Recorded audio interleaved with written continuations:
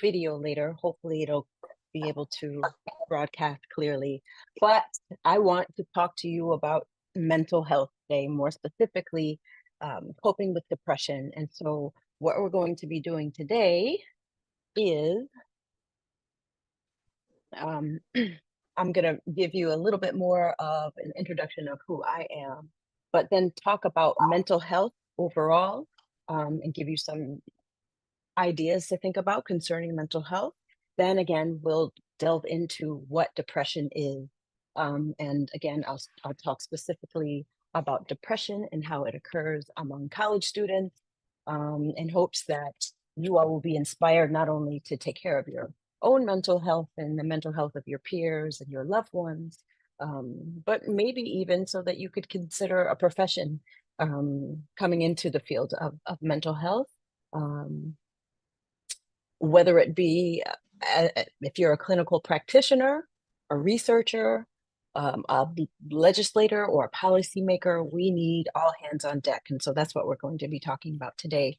And so we'll discuss symptoms and patterns of depression so that we're able to recognize it, and then talk about how we're able to get help. And hopefully after that, we'll be able to close out with some questions and answers that you all might have. But just a reminder, the chat is also available for you to use. I should be able to see it as it comes in, but if you have any questions that come up, you can always feel free to just unmute your mic and ask the question. I'm not that formal.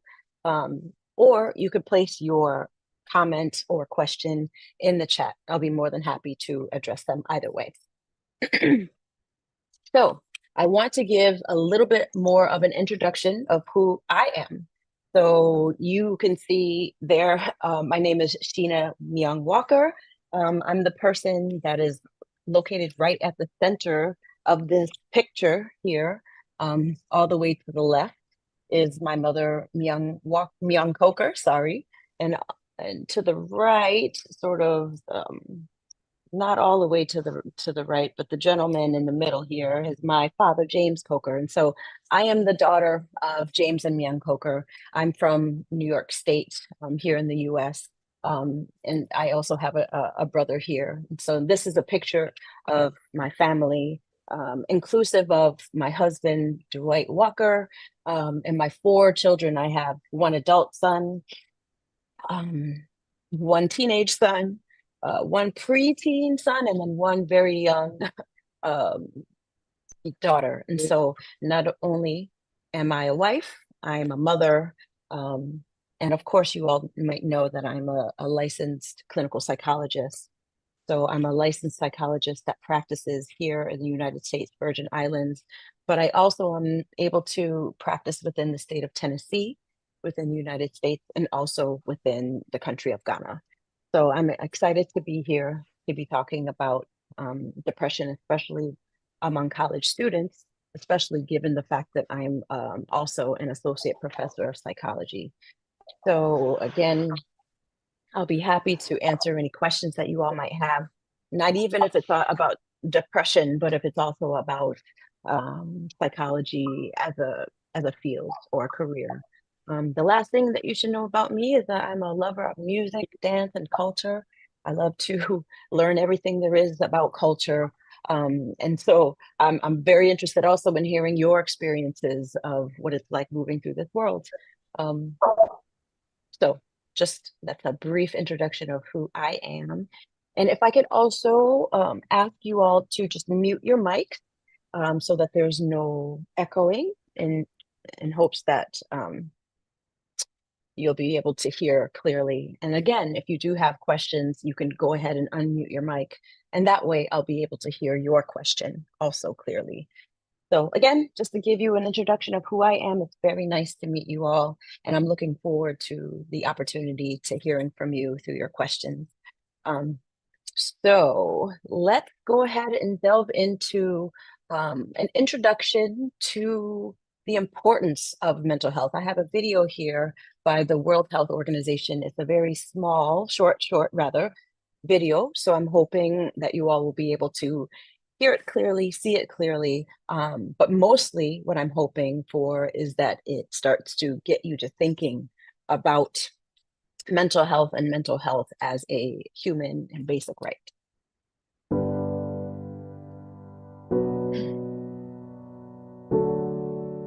I think it was 11 when my parents divorced.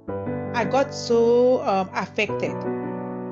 The trauma just kept accumulating. I ended up being diagnosed with moderate to severe depression. I went through a roller coaster of emotions, from fear and anger to having uncontrollable tears any time of the day or night. I had sexual abuse in my family for a long time, and I didn't remember it. It was pushed away. I was in depression.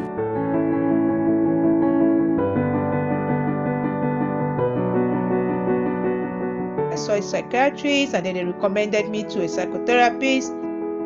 Started having joy again in life, and so I connected with people who have been through stuff. In March this year, I started work at a college in Yellowknife. It felt like my world was growing again. I was trying to get a therapist. That was the turning point for me, to have a place that I can talk.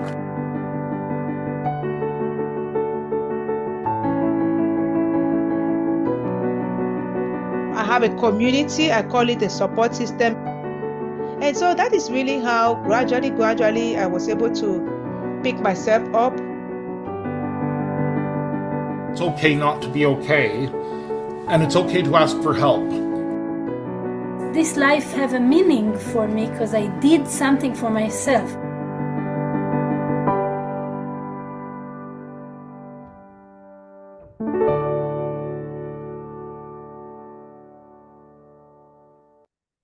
So again, some of you may or may have not seen that video before, sponsored again by the World Health Organization. It was published in 2022. But it shows here exactly what this quote on the slide is saying, in that mental pain might be a little bit less dramatic, given that you necessarily cannot see it upon first glance, right? But it's more common and experienced across the globe, and may also be hard to bear. So this is why it's so important for us to be talking about mental health in general, but again, more specifically about depression. And again, this is also why it's so important that we talk about it concerning or keeping the context of young people, because again, you all are our future. And if we don't take care of you and your mental health, we may not have you for long, honestly. And we'll talk about that a little bit more. But also, you are our future in that you all can affect change. So let's go ahead and talk a little bit more generally about what mental health is. So mental health, is a state of mental well-being. So what it helps us to do is to cope with the stressors that we have in life. Every one of us experiences stressors, regardless of what our strengths or weaknesses might be. But mental health also, it helps us to realize our abilities and to be able to work and understand other people. It also gives us a nice ability to be able to understand ourselves, and so that we can more effectively communicate with folks, and so that we can be a contribution to our communities. So it is a very important part of health. Not only is there physical health, right, but there is our mental health, our spiritual health as well. And one that I would love to talk about, again, spiritual health. But again, we're going to be focusing on mental well-being and how that shapes our individual, but also our collective abilities to make decisions about relationships so that we can affect this world in a better way. Like I was mentioning earlier, as we first started, and that was also emphasized within the WHO video, mental health is a basic human right. Much of the southern hemisphere of the globe is not necessarily receiving adequate access to care. And again, just as we know as physical health is crucial for a fulfilling life, so is mental health. And so we need to take our knowledge and be able to impact our local communities, our regions, but so that we can really help all of us around the globe to this access, again, to being able to take care and manage our mental health in a supportive way. So every one of us deserves to have, like I was just mentioning, access to adequate mental health care and resources without discrimination or stigma. And so again, this is why it's so important for us to talk about this topic, and especially among young people. The one thing that I will ask for you all to consider as sort of a homework as we leave here is for you all to consider removing the word crazy from your vocabulary. The reason why I ask that is this word is a very discriminatory one and can be used as a weapon, right, to keep us all away from taking care of our mental health. We all have this sort of fear of losing a sense of control or a sense of sanity, right? The CRAZY word.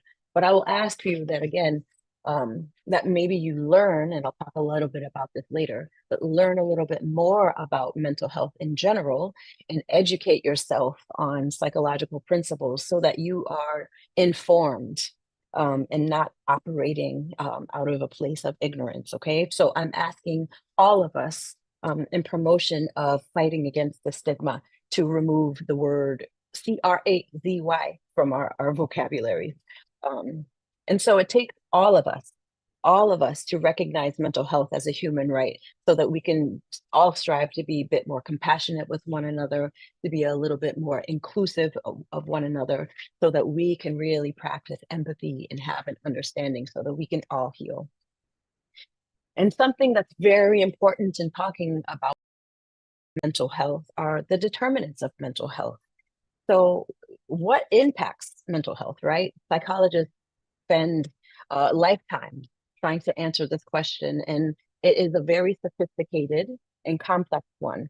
So throughout our lives, we have multiple, either individual or social or structural determinants that can all either combine or impact our mental health in such a way that it can really shift us on the mental health continuum.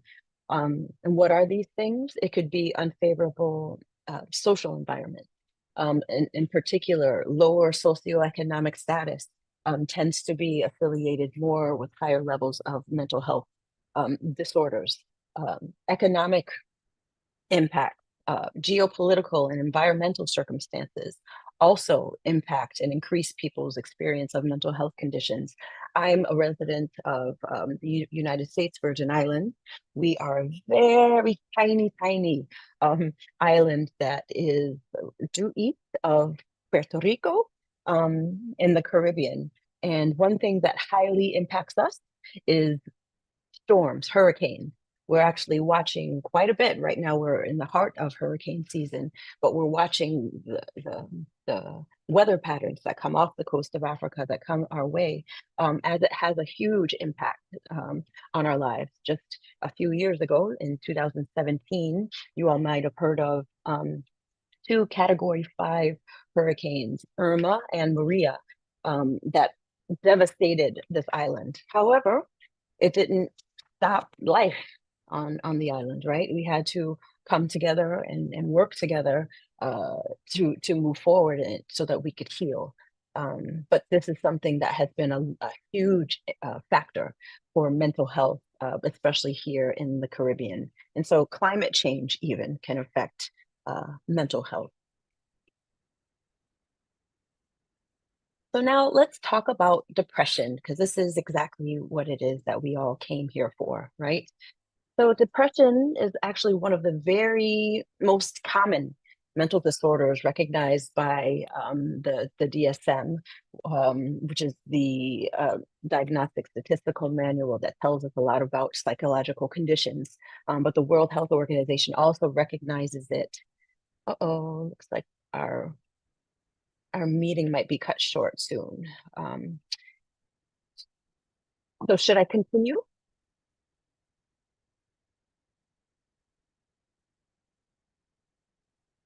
Emmanuel, are you able to hear?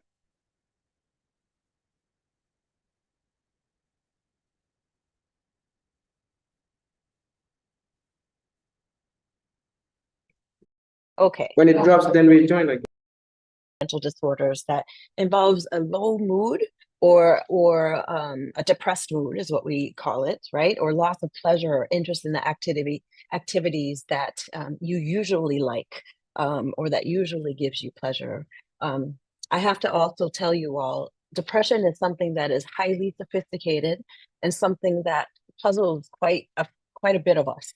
And so again, it's wonderful that we're talking about this as a graduate student. Even studying depression and clinical depression, it was hard for me to really wrap my mind around it until really I had some personal experience with it, and I could talk about that later as well.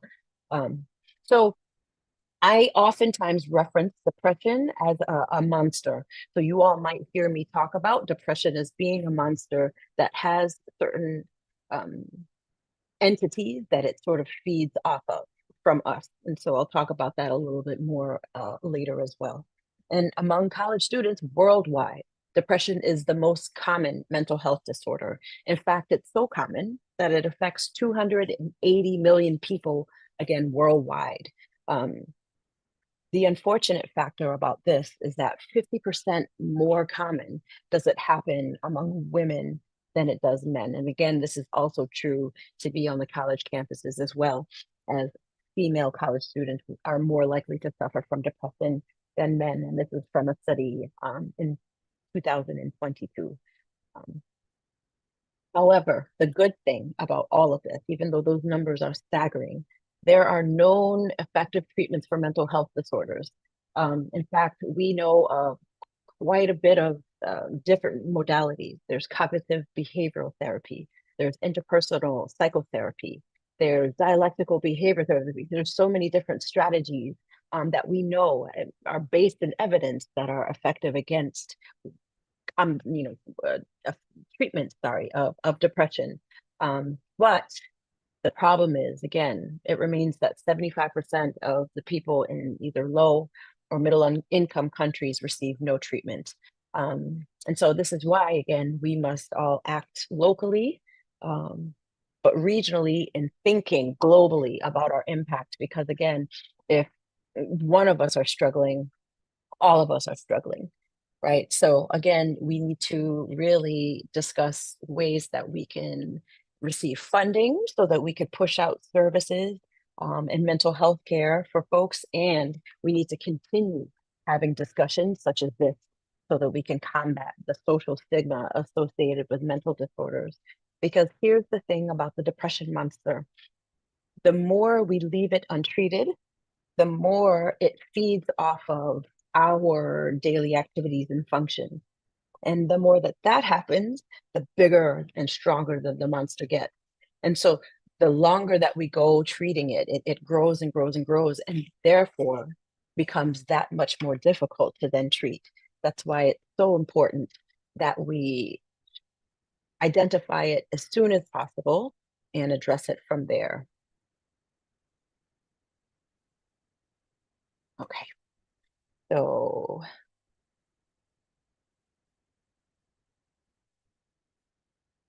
now let's talk about some prevalence rates when it comes to depression and college students worldwide. We know that, first of all, depression and anxiety, by the way, are cousins. They go oftentimes hand in hand. Oftentimes when someone is experiencing depression, they may also be experiencing anxiety. And I would be more than happy to come back and talk about anxiety and also the comorbidity of depression and anxiety as well. However, for the purposes of this presentation, we're just going to focus on depression. So depression and anxiety, it's now, unfortunately, like I was mentioning earlier, most prevalent in today's college or post-secondary students. However, it's not the only mental health issues that many of our students are facing. In fact, we found that 12 to 50% of our college students at least present one diagnostic criterion for one or more mental disorders. And college students say that this is their largest barrier to doing well in school, right? And that's the very purpose that we all come to school. Of course, some of us like to socialize a little bit, right? But the reason why we all come to college is so that we could learn as much as we can, and so that we can excel as much as we can. But much like this gentleman here in the slide, oftentimes the stress becomes overwhelming and the monster sort of builds and builds. So it becomes very overwhelming for just one person to attack on their own. And this is why it's important that we are all talking about this, so that you all can maybe share what you're learning with your peers and your family and your friends, so that we can combat this this issue. So the global prevalence of depression symptoms among college students is pretty high. In fact, nearly a third of our global college students, 33.6%, are struggling with depression. Now, the pretty alarming statistic also about this is that the African region happens to have higher prevalence rates, also with lower middle income countries. So within the African region, there's 40% of college students, which are some of the highest prevalence rates of depression among college students. So with this being pretty much a growing public health problem on college campuses around the globe, it's important for all of us to, and especially schools and communities and nations, to provide adequate resources for their students, and for students to take advantage of the support available to them. So oftentimes students that are on college campuses don't even know that there are counselors, not just to help you and advise you with your academics, but there are counselors there to help you with your mental health, oftentimes on college campuses. And so connecting with them might be a wonderful start to the caring for your mental health. And so if there's not a mental health provider on your college campus, as students, then you should come together collectively and I was going to say try to enforce, but try to encourage your administration to invest in the health of their students by having the presence of a mental health care provider on site. In fact, that's where I received much of my training on the University Counseling Center in Vanderbilt University, which is in Nashville, Tennessee.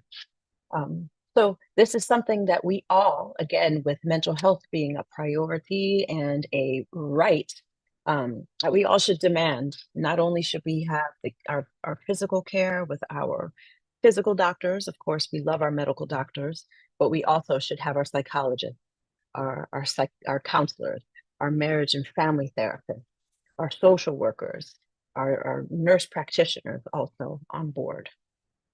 I'm just recognizing the time. So I'm going to maybe pause here and ask to see if there are any questions. Otherwise, we will stop and then join back on to the same Zoom link to resume our talk.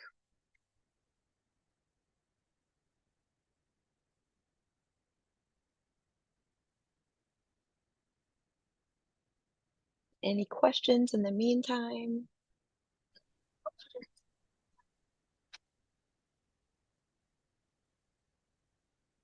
So, Doc, how do we inform this institutional leaders to be aware of this? Like, how should we push it to them for them to know how important this kind of depression issue is, so they can, because here in Ghana, especially Kenya West, it's something that is really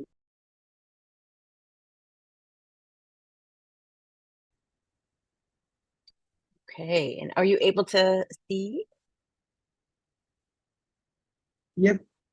Okay, and I hope you're able to hear me okay as well. I do have a little bit of a that I Sorry. Sorry. Um, I also work Virginia, New River Community Service, and then I'm a parent coach. And so we work with people in that kind of Wonderful. depression and all that. And so when I came here, my sister, I see her behavior pattern. It's kind of similar to some of the clients that I work with. And so Mm-hmm. I recommended her to see a psychologist or, Mm-hmm. anybody counseling. Mm-hmm. And or what she said was, I'm not sick. Ah, So in that situation, what are some of the tips that, will help to encourage her that she needs some of that, see a counselor for what her behavior or the behavior she's exhibiting? mm-hmm. That is a very, very good question, Sophie. I'm so glad that you're asking it. By the way, thank you for the work that you're doing. So in some ways, I'm kind of preaching to the choir with you, right? But I'm still very appreciative of your coming and listening to what I have to add. So that is a very good question that you ask. And here in the Caribbean too, it is a huge stigma to talk about mental health and in a way people think here if you have mental health issues you must be possessed by negative spirits or jumbies is what we call them sometimes, or right, like negative spirits. So oftentimes people don't want to have any kind of association to it as well. But how I like to tell people is this: in the same way that we take care of our physical health, right? We have to move our body sometimes to do our physical health. Otherwise, if we don't, our bodies can get sort of stuck, right? Or kind of physically stiff, that type of thing. That's why it's important to have physical movement and physical exercise.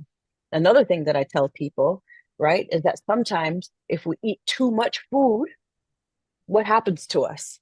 We get indigestion, right? We get a little bit bloated. We don't feel so good. So, the same way, if we experience life stressors over and over and over, and we choose to ignore them or sweep them under the rug, I like to tell people you're going to get mental indigestion, whether you want to face it or not.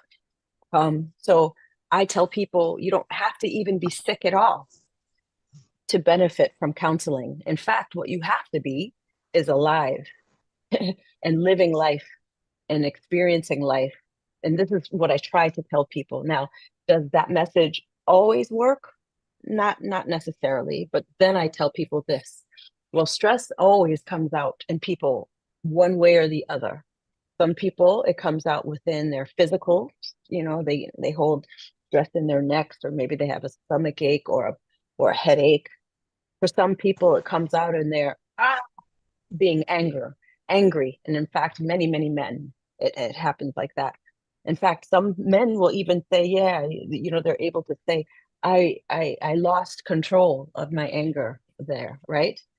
And so having an understanding of just being outside of your limits hopefully helps people to understand that you don't have to experience the most severe mental health condition on the mental health continuum.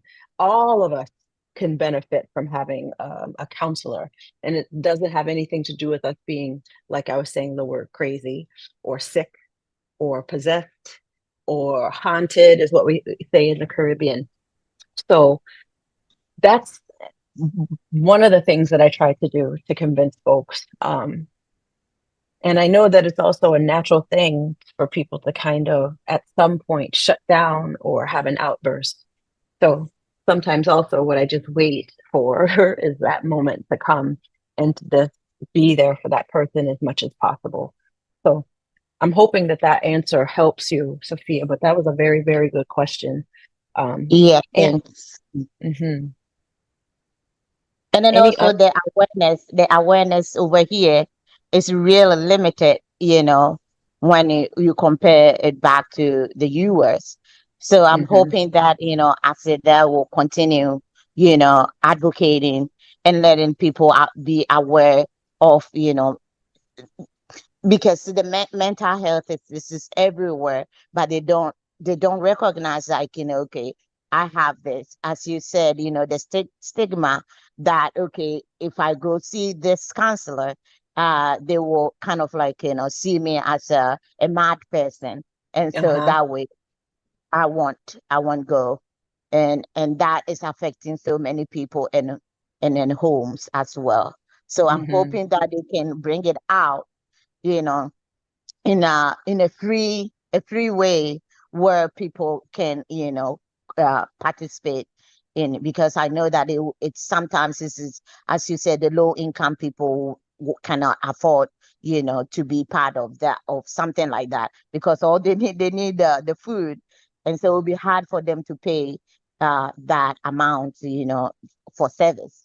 And so I'm, Mm-hmm. I'm hoping that, the government can support in these kinds of, programs for them to, educate not just schools, because when I came, I've heard a lot of, uh, people, what is it like, killing other people, and then, but all it's mental health, Yes. and so they don't know what to do, and so when it comes, that's what they will do. So, Yeah. thanks, Sida, for that, and I'm also hoping that you can join the group all the time when, they need you, for especially the students. It's Mm-hmm. really rough, right Yeah. now. Yeah, Yeah. so thank you for doing that. No, and thank you, and I appreciate your comments, because it shows your experience, but it also is attesting to, like you were saying, the greater issue. And it does also, so here in the Caribbean, we're also not as fully to speed as it is in the continental United States as well. And so, like you were mentioning, violence, substance abuse, and poverty and mental health all sort of go together hand in hand. And so much of the work when I first arrived here in the Caribbean, we were doing counseling. Well, first of all, we didn't call it that. We were just doing family home visit, because even the word counseling, right, meant Yeah, no, no, that's what no. that's what I do. I do every day, like home with parenting and all that stuff. So, Yeah, and then yeah, you know. yeah, yeah, and that's what it takes sometimes, working, from working with the family, like you mentioned. So my heart is with you with the work that you're doing, because it's not, um, our lawyers, our teachers, we really need to take better care of them. And so understanding what is, um, to be recognized is going to be helpful. So here are some of the biggest remarks that college students are saying impact their mental health: stress, anxiety, and loneliness. Sometimes students have to commute, right? Or sometimes they have to actually relocate to attend school in another region or in another location. And so being away from their social support system can impact them greatly. And like I was mentioning earlier, depression and anxiety go hand in hand. So you see how this contributes to the overall levels of depression. Um, some students also say just the academic rigors of keeping up academically is what contributes to their depression. But some of the other factors that you see below, having a good space to study, paying for tuition and other costs, reliable internet, and having access to computers or books, and taking care of the people who depend on them while they're in school. All of these factors coming together, students are going through. However, stress management is really what needs to be focused on. If we can all understand emotional intelligence, which is having an understanding of what we're feeling psychologically and emotionally, and being able to recognize how other people feel psychologically and emotionally, we'll be able to connect and communicate more effectively within ourselves and within them as well. So these are the factors that impact depression. Now, how can we recognize signs of depression? Now, honestly, it is a normal human experience for us to feel a little bit, mood to be a little bit low, or for us to be a little bit blue or a little bit sad sometimes. but it's when the depression goes longer than 2 weeks and it is your preoccupying feeling for most of the day, then this is impacting your this is going into clinical depression.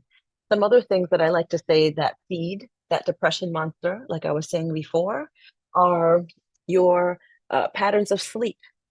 The depression monster is going to want you to either be in the bed too much so that you're away from your family, your friends, your academics, or it wants you to be in your bed not at all so that you're up all the time thinking about things that are stressing you, right? That's something that the depression monster feeds off of. So being able to have regular sleep patterns is so important. In fact, I'm going to emphasize it a few times in this presentation. Another thing that it likes to feed on are some of the things that you like to do, right? So being around friends and family, it wants you to be isolated. The depression monster wants you to be alone, and it wants you to feel like, I don't have the energy to do this. And in fact, it will plague your physical health.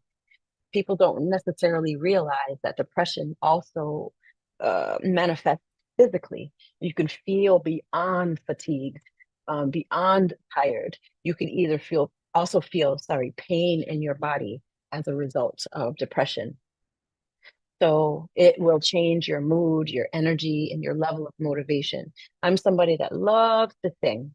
However, I experienced postpartum depression, and I realized in my experience of postpartum depression, I wasn't enjoying the songs that I was hearing. I wasn't enjoying the songs that I used to sing. It just didn't appeal to me at all. That symptom is called apathy and is a huge sign that depression is trying to grow. Okay. Disconnected from your feelings, just like what I was saying, apathetic, feeling like helpless, feeling like, why should I go to class? I mean, it's too hard for me anyway. Feeling disconnected from your feelings at all, sort of feeling like, meh, I don't have any words to describe how I feel, might also be symptoms of depression. Like I was saying, the monster, the depression monster likes to affect your sleep patterns, but guess what? It also likes to affect your eating patterns. It either wants you to eat too much or eat emotionally, or you might have a lack of appetite where the food just doesn't even taste like what it's supposed to taste like. I like to say it tastes like plastic. The world even might be a little bit more dim. I like to tell people you can tell when you are compliant with your depression treatment and your self-care plan, the world sort of brightens up a bit. Physically, literally, it sort of does that. So depression can impact or dull your senses in general, and lead you to feel disconnected from your feelings. This also enormously plagues college students, difficulty focusing. So you might say, I'm going to make myself lunch, but belabor the details over how you're going to do it. It might become so consuming, so overwhelming that an hour goes past and you never even decided on what it is that you're going to eat. This is, again, anxiety. Anxiety goes hand in hand. We also call it rumination, is when our mind goes from one thought to the next, to the next, to the next, to the next, without our interjection, right? Without our conscious interjection, it just moves from one thought to the next. We call this rumination, and it has a huge sign of not only anxiety, but depression as well. Something else that plagues us, that is a symptom of depression, is a sense of guilt. I like to ask people that I'm working with, the guilty feelings that you might have, are they appropriate or are they inappropriate? And oftentimes when you're doing the work with folks, you tend to find that it's inappropriate, that it doesn't serve them to have this feeling in any way other than to paralyze them and not make any kind of movement or change. Generally speaking, when it comes to human beings, if you do not move, you will become sick in some way. If you don't move your physical body, you will become sick. You don't move your psychological health and become flexible, you will become sick. if you don't move your spiritual health, right, and practice and continue to learn and grow, you will become sick. And so this is something also that plays into depression. And lastly, I wanted to talk about suicidal thoughts. This is something in the Black community across the globe that we do not like to talk about. However, is something that unfortunately exists. So suicidal thoughts are thoughts that unconsciously come into one's mind about not wanting to be here is first how it likes to present itself. Then it might say, everyone will be better off if I'm not here. Then the thought might increase to, you should remove yourself from the situation. You should kill yourself. Then the thoughts, again, if not treated, the depression monster, right, grows in size and it grows in strength. And so what that does in suicidal thoughts, it gives you a plan and it gives you intent to follow through on this plan. And God forbid if you follow through on that plan, right? It is a permanent solution to a problem that could be honestly solved in a number of different ways. Again, the thing that I like to tell people about depression and especially suicidal thoughts is the more you talk about it, the less the pressure releases, right? However, if you don't talk about it, it's sort of like milk that's souring with a cap. Eventually, it's going to burst if you allow it to continue to ferment and to build and it'll grow.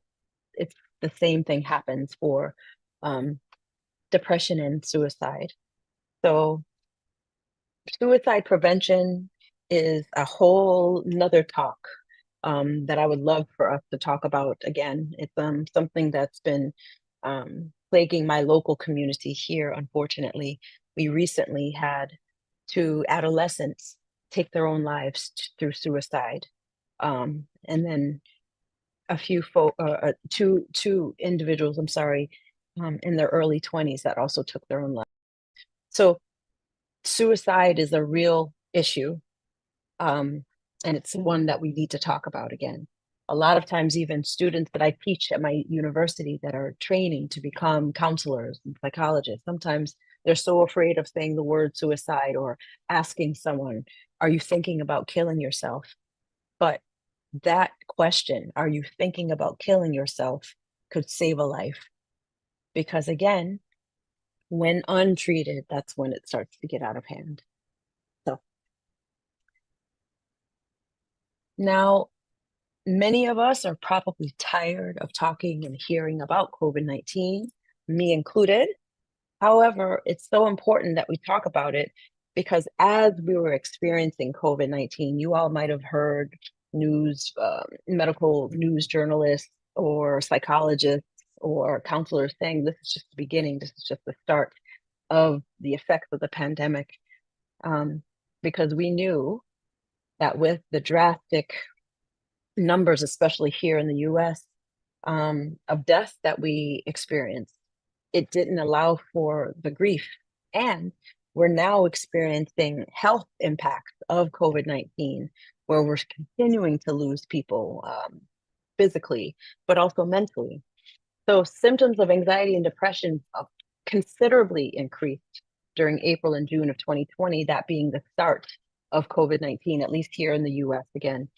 40% of respondents that engaged in this report done by the Centers for Disease Control here in the US stated that at least one adverse mental or behavioral health condition occurred within the pandemic. Again, these are high numbers, 30% being for depression. And 13% of respondents disclosed of having started or increased substance abuse or use to cope with stress. This is something that many folks engaged in, not just college students, but adults, our elderly, our seniors. A lot of people try to numb their pain with self-medication through substances, through alcohol, through cannabis or marijuana, through other drugs as well. And one thing that I will say is that that is a surefire way to increasing your mental health disorder, right? So please avoid the use of that. And And again, 10% also seriously considered suicide like when they were talking about this. And what is staggering about that, again, we're talking about college age students that tend to be the ages 18 to 24, right? And look at how high, a quarter of the respondents that were ages 18 to 24. So that I'm saying all of this to say, I have all of this information here to say that there's research to come showing the sequelae of the effects of COVID-19 on mental health. And we need to watch it across the lifespan, but also in particular for our college students. So how do we break the depression cycle? I was talking to you about how we can recognize signs and symptoms. So now we have to sort of course correct, right? Through, I like to say, behavioral modification. Now, full self-disclosure, I am a trained counseling psychologist. So what that means is I try to encourage people to make lifestyle changes in order to make positive effects into their lives. I do see the purpose of medications, of psychotropic medications. However, that is my last case scenario for my treatment strategy. How do I like to break the depression cycle? By putting everyone on their own personalized self-care plan. We're going to end it. Okay. Mine includes exercise, dance, meditation, prayer, and spending time with my family and my friends. If I ensure myself those things, I can maintain my very, very busy lifestyle and my very, very busy life, right? So we know that depression results from a complex interaction of all these things, social, psychological, biological factors. And we know that life events also contribute to people's developing depression. So just like I was saying, it likes to keep you stagnant. So in order to boost your energy and to increase your motivation, it's really important to engage in the activities that you enjoy. I tell people sometimes you need to fake it until you make it. Even if the favorite song that you love to sing is not making you happy, still sing it. Even if the dish that you really like to cook for your family isn't tasting the way you would like for it to taste, continue to make it. Even if you do not want to go to your exercise class or to church on Saturday or Sunday, whenever it is you choose to go, take yourself to church. Go to your exercise class. Stay connected with friends and family, because that's the way to break the depression cycle. Hope is also the fuel for life. So we need to make sure that no matter how overwhelming or debilitating the experience is, that you realize that this too shall pass. A lot of the things that we learn in church, by the way, will carry us through, but sometimes it takes it putting into action, right? So we need to keep hope literally alive for us to be able to build momentum. And the more increased activity and the more we boost our levels of motivation, we're able to achieve small goals, the more you'll be moving away from the depression monster. So overall, increased activity. Depression is closely related to physical health as well. So like I was saying, you might have physical ailments related to depression that might want to keep you even more sedentary, right? But this only increases the depression, which then could lead you to wanting to drink alcohol to get rid of the pain, or smoke cigarettes or other things that could lead to cardiovascular disease, or eat foods that are not good for you, or that might lead to diabetes or respiratory diseases. So it's important that you maintain healthy routines of exercise, of healthy eating, of healthy sleeping habits. Something else that people don't like to realize, or maybe it's not they don't necessarily realize, is that we all should have also a sleep hygiene and a sleep routine that could help us to benefit from the appropriate amount of rest so that we could be rejuvenated and move forward in a healthy way.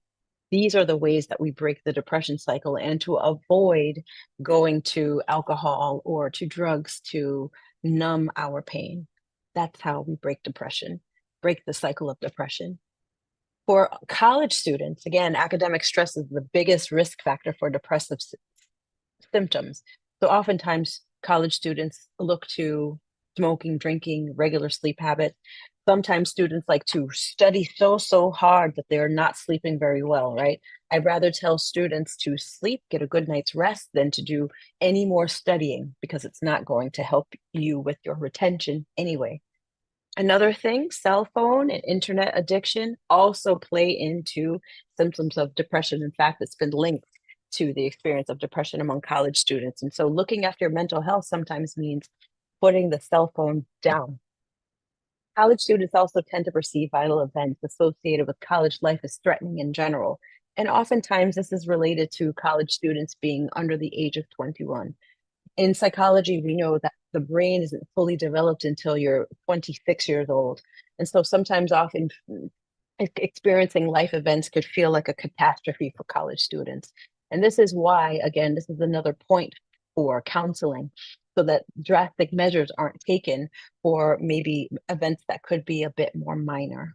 So again, colleges and universities should support healthy lifestyles with social churches and elementary schools, and local communities, and governments also, because it can protect not only our physical safety, but our mental health as well. So how do we get help? Some of us are very uncomfortable initially talking with a mental health therapist or a psychologist. Obviously, I'm going to put that on the slide because I'm a psychologist, and I will offer you all my contact information as well so that you could reach out to me. And if I can't help you, then maybe I could put you into connection with somebody that can help you. Obviously, mental health therapists and psychologists prioritize mental health, but you could also talk to your primary care physician, your medical doctor. They may know quite a bit about who to talk to and how you could be connected to that person. You could also reach out to people that you know and that you trust. Friends can also support you in your mental health. Now, when it becomes a little bit too overwhelming, that's when you reach out to a professional. But you could also do your own mental health seek, mental health information seek. There's a lot of information that you could find on the internet about free social support groups, and virtual events, and different webinars and things like that that can inform you about your mental health. Now, because I know that I was speaking to college students, this is something else that we could do to improve access to mental health services. I want you all to be, again, our future. So you can consider creating proposals and programming that can be implemented in our, like I was saying, community centers, churches, mental health facilities, schools, that could be preventive programming so that we can combat our systematic crisis in mental health, again, that is around the globe.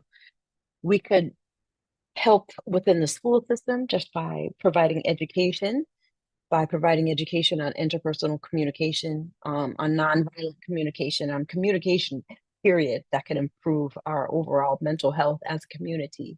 But we could also focus on people that are suffering seriously and chronically with mental health. But just like Sophia's work that she's doing, and that was a lot of my start as well into the counseling field, working with parents and families, providing parenting courses and parenting support groups and things of that nature could help quite a bit as well. And relying on the talent and the expertise of our professors, our researchers, and our practitioners from our local universities, and collaborating with them and pushing the work that they're doing out into the community could also be a huge way to impact psychology and impact mental health across the globe.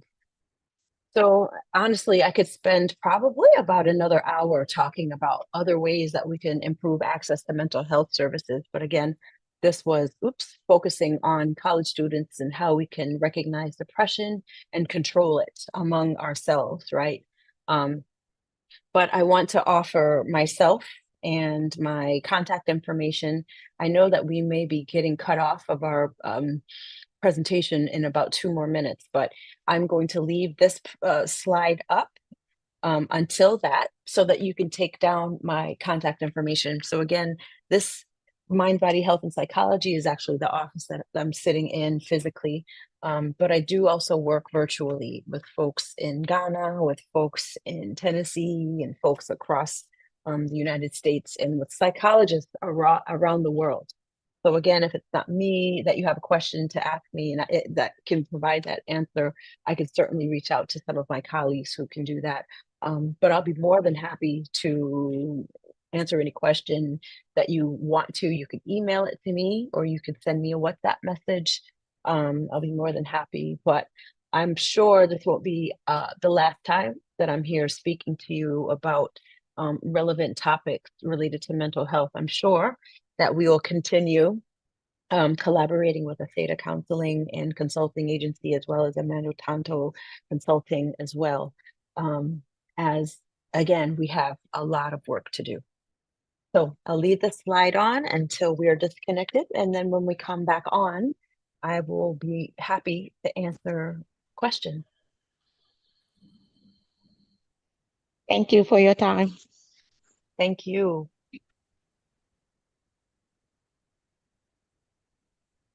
No, thank you so much. Thank you. Thank you. So should I log back on, or do you think we could go ahead and call it?